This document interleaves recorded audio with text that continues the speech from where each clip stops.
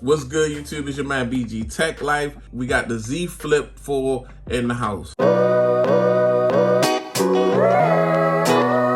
I went and grabbed this device, guys. I liked it, the Z Flip 3.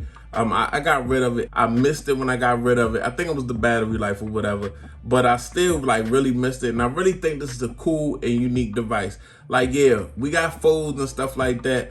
This is my form factor right here. This is very sweet. This is basically a good phone, a good size phone, folded in half, very compact, and a decent little outside display. I think it's a cool device. Like, that's why I honestly picked it up. It's something that I wanted to have in my arsenal. With this device so far after 3 days, build quality on these flip devices, Samsung always knocks it out the park, guys. I love the way this device look. The hinge this year is just like very on point. You can put it at any angle and it just won't just close on you, but it does do a little thing where I don't like that. I don't like how, I wish it was a little tighter right here. When you opened it, it feels really just like loose right here. That feels just a little janky to me, guys. This is a gorgeous device. I like how they did the matte on the back. The screen is about the same on the front. The screen is about the same. It's got a little bit of usability to it, but I just think all the fold devices, all the foldables, even the flip, are just gorgeous devices. I like the way they look. I like the way all of them look, honestly. But this is my form factor right here. As far as this device go, let's just talk about a couple categories. The screen is a 6.7 inch 1080 display, but it's Super AMOLED, so I don't feel like I'm missing anything. Even with, having other devices with, 1440, 2K, stuff like that, I don't like 1080 AMOLED is a sweet spot. And I feel like if you put 2K on this device, it's gonna, they trying to win the battery life war with this folded phone, with this, it's barely room to put the battery that they have in here. They went from 3,300 milliamps to 3,700 milliamps. It's 120 hertz, guys. I mean, this is a gorgeous display to me.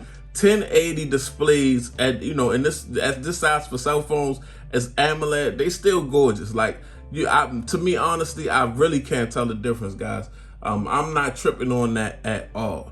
Now the cameras, we got two 12 megapixel shooters, a wide and an ultra wide on the back, and you could take some good pictures with them. Like, you can take some good pictures on the go. Like, I noticed on this device, it seems like I noticed shutter lag a little bit more than on my Samsung S22 Ultra. I did notice that. Like, normally I always, shutter lag is nothing that I normally would talk about, but I noticed with this device, it just seemed like it's there a little bit more. These are not the best cameras that Samsung got to offer. Of course, I would like the best of everything on this device. It is a phone at $1,000 price point. Like, let's not avoid that. It is, $1,000 phone. That's still a lot of money. I don't care if the fold is 17 or 1800 and this is only 1,000 and it's a foldable. That's still a lot of money. We should have the best cameras, but at the same time, you can still get it done, get the pictures done. You can flip it open and flip it out and get a good picture. To me, you can. Now, the performance of the device, guys, the performance of the device is really good. It's got the latest Snapdragon. It's a beast mode device. Most definitely a beast mode device. It doesn't, I haven't noticed any hiccups, any slowdowns, any issues with this device to complain about as far as it performing. No issues. Like, sometimes I'm really starting to break it down to, like, if I don't like the performance or I like the performance. And as far as this go, I like the performance, guys. Definitely, as you can see, we got an even phone bezel all the way around. I think that looks really good how they did the phone bezel incorporated with the hinge. See, the hinge is gonna have to protrude out a little bit, but they made the bezel of the phone even with the hinge, so it's like your eyes kind of get lost. You really not looking for the hinge, or this really doesn't stick out.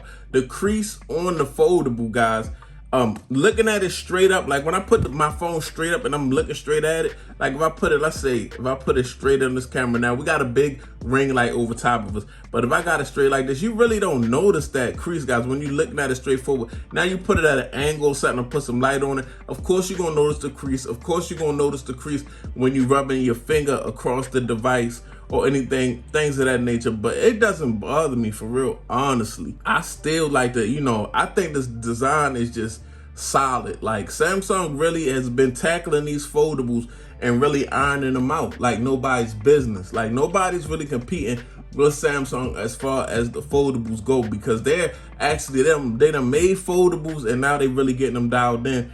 And with the Z Flip, yeah, it's really getting smooth. It's really getting good. Like, this is a foldable, a phone that can fold in half, and the struggle with that is them still trying to make it a good phone, and it's really starting to be a good phone. Man, you're getting 6.7-inch display, all these, decent cameras. They could be better. The build is immaculate. And let's talk about this fingerprint scanner, guys.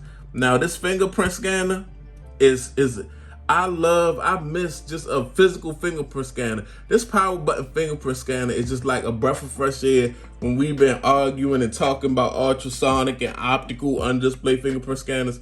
I'm really feeling this. 3 days later with this device, guys. 3 days later with this device, I like it. I like it as a phone. I really just love the compact, the way you can flip it closed. It's a compact device, but it's really a big dog device, 6.7-inch. Beautiful 120 hertz display with all the performance that you need. The battery life, we're gonna talk about that in the second video, but the battery life is not bad enough to make me put this device down. I'm excited. This was a device I was excited about. Like, a lot of times us as tech reviewers, we go through these devices, but I was really excited to get this back in my hand and get a flip back on the channel. It's not letting me down, guys. It's not letting me down. I'm getting attached to it. I'm liking it. You're gonna see a lot of cases, a lot of accessories, and we're gonna just keep covering this thing. But it's your man BG Tech Life. It's 3 days later with the Galaxy Z Flip 4. I'm out. Peace.